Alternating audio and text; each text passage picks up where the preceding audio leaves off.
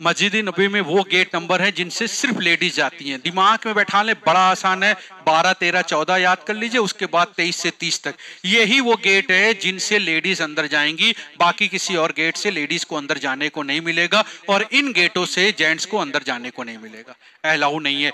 कौन सा gate number है? 12, 13, 14, उसके बाद 23 से लेकर के 30 तक। क्लियर हुआ भाई? देखिए एक चीज आपको दिखाते हैं, ये जो गोले में रेड कलर के बना हुआ है और उसके अंदर देखिए पिंक दिखाई पड़ रहा है। सऊदी अरब में भी भाई लेडीज पिंक ही पसंद करती हैं, इसलिए पिंक कलर दिखाया गया। वहां पर भी वही पिंक फिक्स है उन लोगों का। ये जो आप राइट हैंड साइड पे देख रहे हैं ये है 12, 13, 14। अभी आपको दिखाया था हमने 12, 13, 14 लेडीज गेट थे। ये वो गेट है 12, 13, 14। देखिए आपको दिखाते हैं, ये है 309 नंबर गेट जो आपको दिखाया था। 309 के बाद इधर चलते चले जाएंगे गुम्बद खिजरा की तरफ तो 310, 311, 312 ऐसे करके इधर आएगा और इधर की तरफ आपका अलग नंबर बढ़ता चला जाएगा। ये है आपका पिंक वाले गेट। लेडीज यहां से जाएंगी या यहां से जाएंगी। तो आप लोगों को यह ध्यान रखना है कि यहां पर जो जगह है वजू खाने के, ये है 223 नंबर वजू खाना, ये है 224 नंबर वजू खाना, ये है 225 नंबर वजू खाना। तो इन जगहों में से कोई जगह आपको फिक्स कर लेनी है। आपकी मस्तूरात यहीं पर आकर के आपको मिलेंगी। ये दिक्कत सिर्फ 1 दिन या 2 दिन की होती है।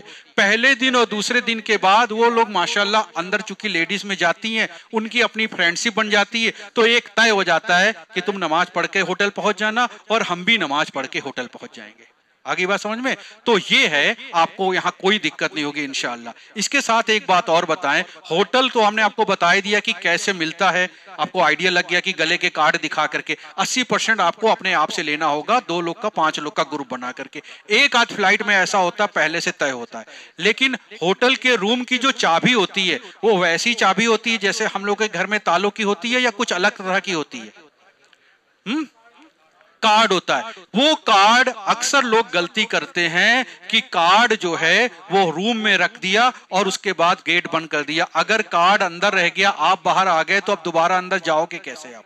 तो इस बात का एहतियात रखना होता है कि अगर कोई रूम में मौजूद है तब तो कार्ड आप अंदर रख दो, अदरवाइज अगर आप आखिरी हो, रूम में कोई नहीं है, तो कार्ड आप क्या करो, ले लो और कार्ड आप ले करके नीचे रिसेप्शन पे दे दो। आपके रूम के जो और कोई लोग हैं वो जब आएंगे नीचे रिसेप्शन से ले लेंगे, कोई दिक्कत नहीं होती है। आपको अपने रियाल को कैसे संभाल के रखना है वो हम सब तरीका बता देंगे। यहां तक की बात समझ में आ गई? अब एक बात और चलते चलते दिमाग से बता, सबके हाजी के दिमाग में होता है कि रियाल लेके जाएं कि इंडियन करेंसी लेके जाएं, और अगर इंडियन करेंसी लेके जाएं तो कितनी लेके जाएं, और रियाल लेकर के जाएं तो कितना लेके जाएं।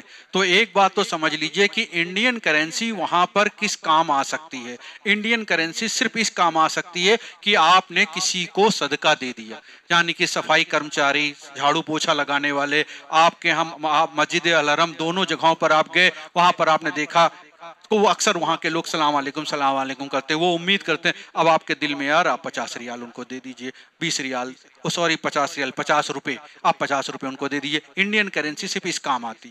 एयरपोर्ट पे इंडिया में काम आ जाएगी, जाते समय किसी को आपको हदिया देना है या वापस आते समय। सऊदी अरब में इंडियन करेंसी का कोई काम नहीं है सिवाय रियाल में बदलने के। बहुत से लोग अक्लमंदी दिखाते हैं, सोचते हैं वहीं जाएंगे ताजा ताजा रियाल लेंगे।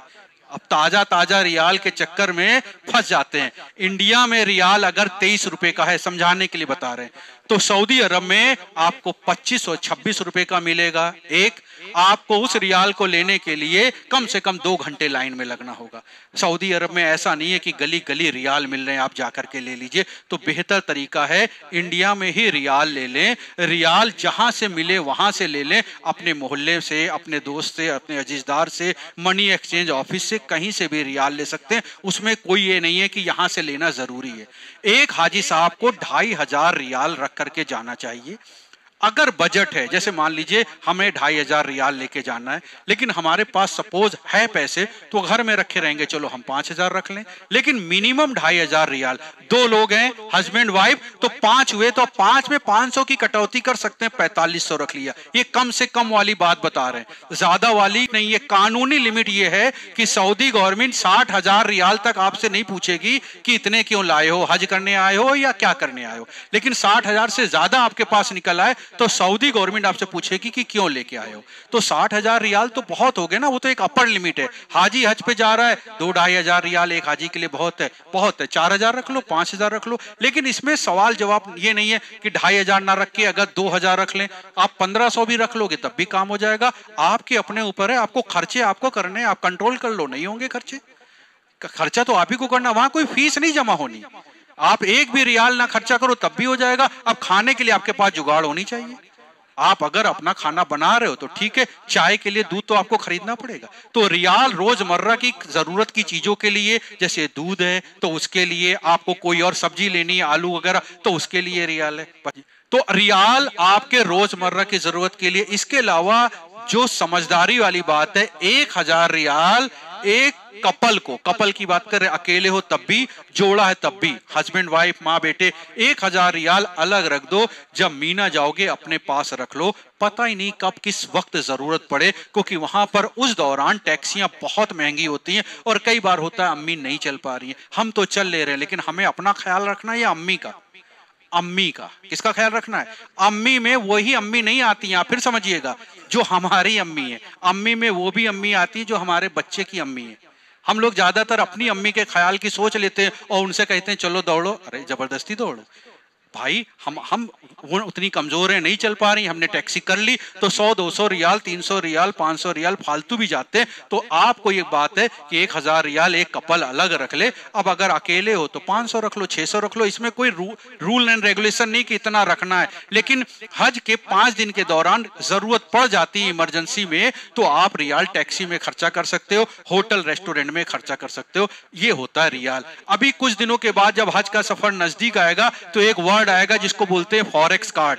फॉरेक्स कार्ड एक तरह का एटीएम की तरह कार्ड होता है, किसी काम का नहीं होता है, और हज कमेटी ऑफ इंडिया और सरकार उसको बहुत प्रचार करती है। किसी काम का नहीं होता है, वो उनके लिए काम का है, आप समझिएगा, जिनको बहुत पैसे ले जाने। वो इसलिए होता है कि इंडिया में एसबीआई बैंक को पैसे दे दो, वो आपको एक कार्ड में वो पैसे भर के दे देती, और वो कहती है कि सऊदी अरब जाना और इस कार्ड से पैसे निकाल लेना। सऊदी अरब में एटीएम है ही नहीं बहुत ज्यादा, और जो कुछ एटीएम है वो वहां बहुत लंबी लाइन लगी होती, हाँ एटीएम के बाहर लाइन में लगोगे। और दूसरा, आप जब पैसे डालोगे तो भी आपसे चार्ज लेगी, और जब आप निकालोगे तो भी आपसे चार्ज लेगी, और लास्ट में जब आपके पैसे बच जाएंगे, इंडिया आकर के उनसे कहोगे मेरे 12,000 बच गए मुझे वापस कर दीजिए, तो भी काटेगी।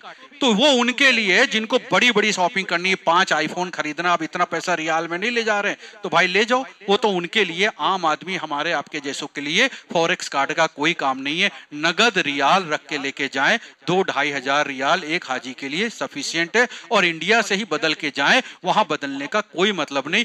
इमरजेंसी के लिए आप 10-20 हजार इंडिया के रुपए रखना चाह रहे हो रख लीजिए, काम नहीं आते हैं। और एक गलतफहमी निकाल दीजिएगा कि सऊदी अरब में रियाल सस्ता मिलता है। सऊदी अरब में रियाल 1 से 2 रुपए महंगा मिलता है, सस्ता नहीं मिलता है। तो रियाल वाली बात पूरी समझ में आ गई। रियाल में, मस्जिद में खोने में कोई डाउट हो तो पूछिए। अगला बात आपको एक और बताने जा रहे हैं, उसको बताते हैं जूते को लेकर के। जूते चप्पल का बहुत बड़ा मसला होता है, उसको बहुत ध्यान से समझिएगा।